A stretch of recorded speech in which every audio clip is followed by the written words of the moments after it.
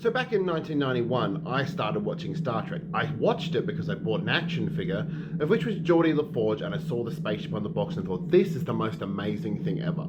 There was no one. My brother Luke was a huge Star Wars fan, bagged me out for even liking Star Trek, and I was obsessed. And when I say obsessed, I mean I talked about it all the time. Now I've vented it into a YouTube channel.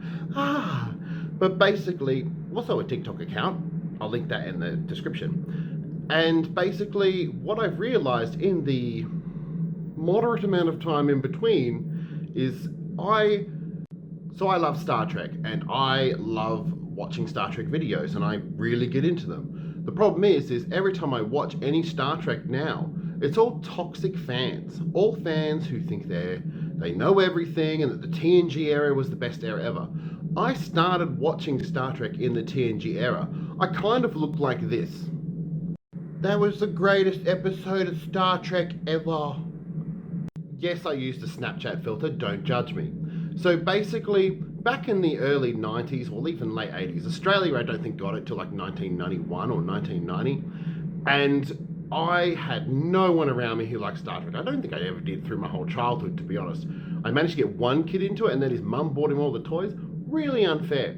So I don't remember anything toxic back then. I didn't have the internet. I didn't have people around me who liked the show. I just thought the space and adventure was really cool, and the spaceship. And then as I got older, especially around the end of the Enterprise era, I started sort of looking into this. Obviously the internet came into more power, especially with the end of Enterprise and Nemesis, and people were just like, oh, the show's got stale, the show got boring, Rick Berman's a terrible producer, oh, this is horrible, they need to stop it, or they need to do something different. Now, the kid in me back in those days used to just do this. Mum, I love Star Trek, it's great. Look at that. But now I find I go and I see people like Nerdrotic, this guy, or bloody Little Red Media. There's a bunch of them. I can literally show you pictures of these people, not all of them, but some of them, and they sit there and they just bag out this era of Star Trek. What they don't realize is that past Star Trek and current Star Trek and original Star Trek are all very, very different, and their fans reacted to different ways when these shows started. TOS fans hated TNG. Hated it. They thought it wasn't what Star Trek should be. It was slow and boring and really not interesting at all. And believe me, I watched the first season of TNG. It was certainly that. With this new era, what they've done is updated the way they do the television. You can't do episodic individual television anymore. With streaming services and with online downloading, it's just not practical.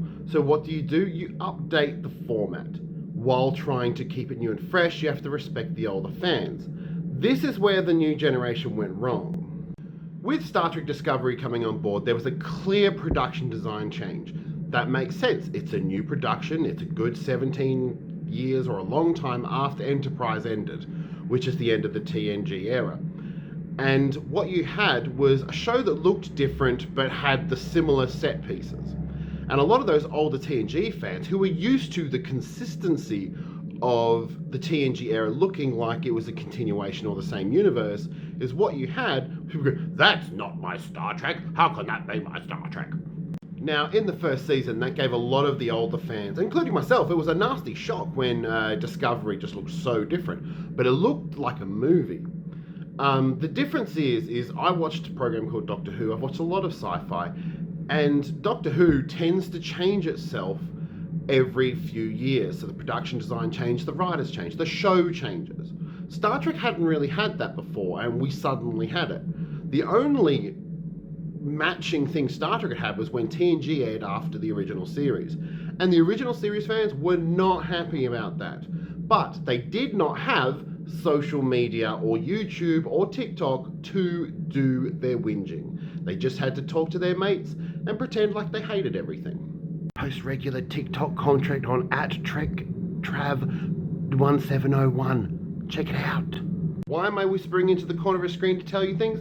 I'm a bit weird, and I'm trying to make this video a bit more random. That's why I took the LED lights away, because someone said all Star Trek people have this. Now, going into the Discovery era, Discovery Season 2 and obviously Picard Season 1 were very different shows to what we'd had before, but Star Trek Discovery started doing something different, which was acknowledging the changes and trying to bring them closer to the main universe, trying to make it look a bit more familiar to those older fans. The problem is those older fans had already had their nose disjointed. And I am one of those older fans, and I'm luckily not one of those older fans who feels it's the need to whinge and complain all the time. Current Star Trek Picard and current Discovery and Strange New Worlds and Lower Decks and Prodigy are all designed to bring new fans in while trying to keep the old fans happy. The problem is that those old fans just want things to be the way they used to be. And that's not how the world works. Change happens. Television has changed. Things like Game of Thrones and Walking Dead have produced serialized television, which is why Star Trek Picard and Discovery are serialized. That's just the way TV is now. Now, obviously, with Strange New Worlds, they've had a couple of shows with moderate success or pretty good success, and they're going back to that older format. I guarantee you, though, there will be some sort of serialized element to that show, which is a positive thing. It's the way TV is. Prodigy also had this. Lower Decks is random because it's for teenagers and it's meant to be a bit wacky. What else do you think you get from the creator of Rick and Morty?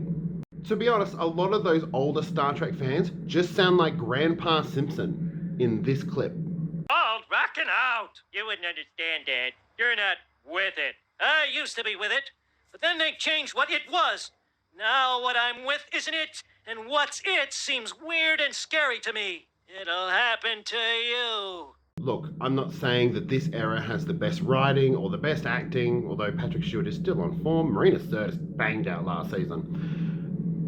But the show's not being made for you. The show's being made for the universe to progress. You can either jump on that train and see where it goes, or you can sit back and complain. There are bigger things in life than a TV show, and you need to actually watch it. The only way you can make a show better is by letting them know constructive criticism. Don't just complain because the lead actor is a woman or the lead actor isn't who you'd think it would be. So a lot of these complaints come from straight white men, and it really annoys me shitless, but I don't want to say that out loud. The one thing that this era has embraced wholeheartedly is infinite diversity and infinite combination, which is a Vulcan proverb, although it's a worldly proverb. Basically, difference and the way you are as a human being is important. That is what Discovery literally puts in almost every episode. And that is literally what Picard tries to show. And that is what TNG era never really showed. There was no gay characters. There was no, other than the lesbian characters, there was no gay male characters. There was no issues of, they dealt with racism lightly. It was the PG Trek. This Trek is fucking nailing those differences and the infinite diversity in infinite combination. So why don't you just take your rose-colored glasses off and actually watch the show for what it is, a new version of an old product of which they're showing you, a different person's interpretation. If you don't like it, don't watch. This has just been a brief rant by Trek Trav. I'm sorry. I'll put my glasses back on. And on Thursday night or Friday morning, I'll be back for the Star Trek Picard Episode 2 review. I'll also be back on Sunday with something else a bit special. Have a good day or night, wherever you're from. Trek Trav out.